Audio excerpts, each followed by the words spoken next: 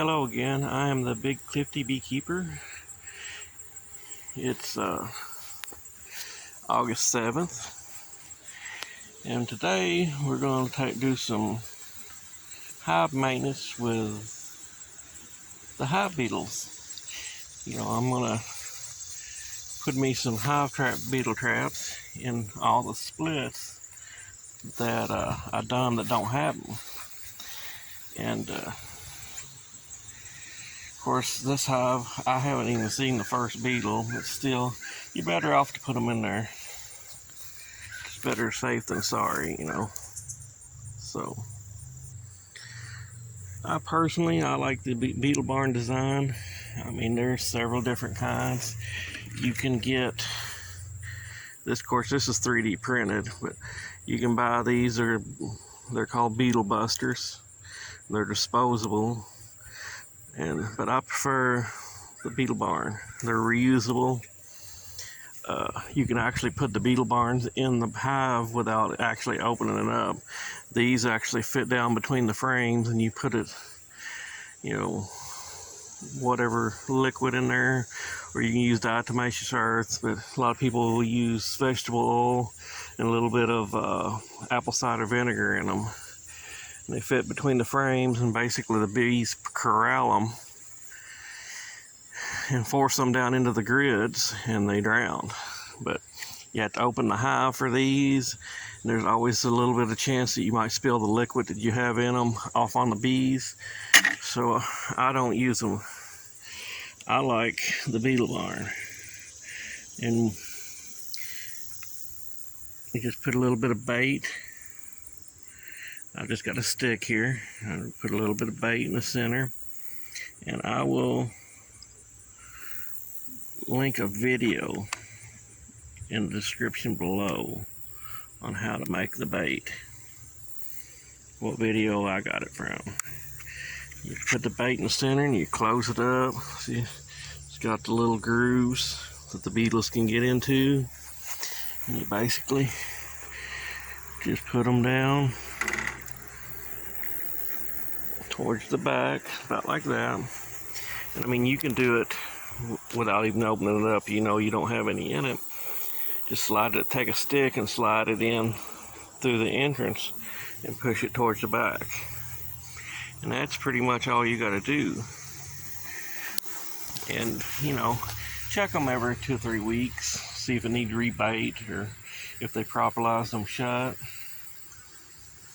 And you don't necessarily have to buy these. You can actually make these out of CD cases. And I'll link this video in the description below on how to make the CD cases ones.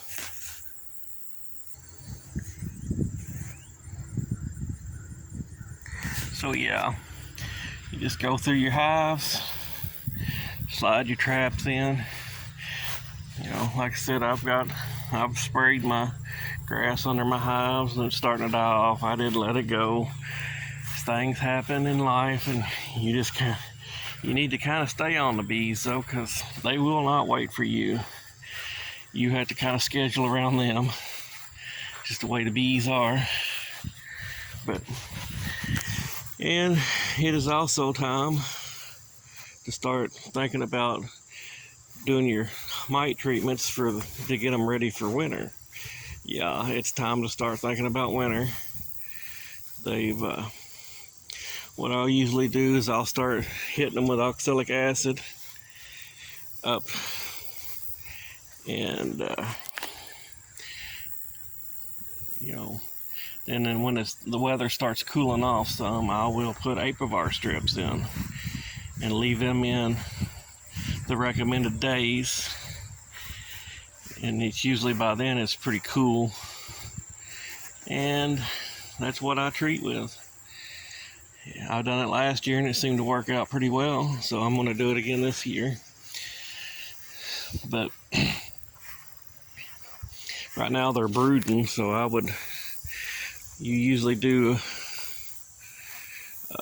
your first oxalic acid treatment. You want to hit them 3 times, about 8 to 10 days apart, to kind of catch all stages of the brood. And of course you want to do that usually in the spring too. You hit them in the spring. Some people treat every month all year long. I usually don't, but you know, I haven't had any trouble. But you know, it's all about location. Some people has more trouble with varroa mite than others. I mean, if you're in a high varroa load area, I definitely would treat more. But I don't have as much trouble with them here.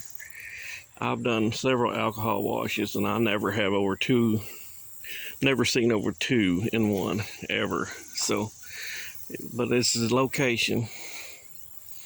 Just like a lot of your treatment-free beekeepers, a lot of times the success is because your area.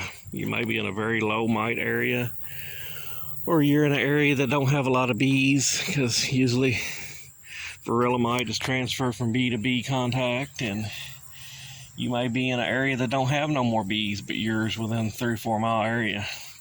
So they're not going to be carrying in as much varroa. But you just go by what works for you.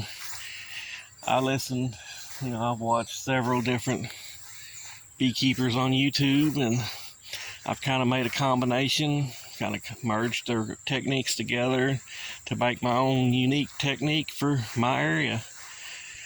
You know, whatever works. I mean, a lot of times it's just a hit or miss game, you know. You'll have to kind of tweak your techniques till you get something that works. And that's the main thing. Find what works for you and don't worry about what everybody else is telling you to do. You take their recommendations and then apply it to what works for you. That's the way beekeeping works. So, but like I said, if you like my videos, please like and subscribe and hit the little bell icon for notifications. And if you would, share them with your fellow beekeepers. Try to get my views up and get some more subscribers. And as again, I thank you for watching. The Big Cliff D Beekeeper. I'll catch you next time.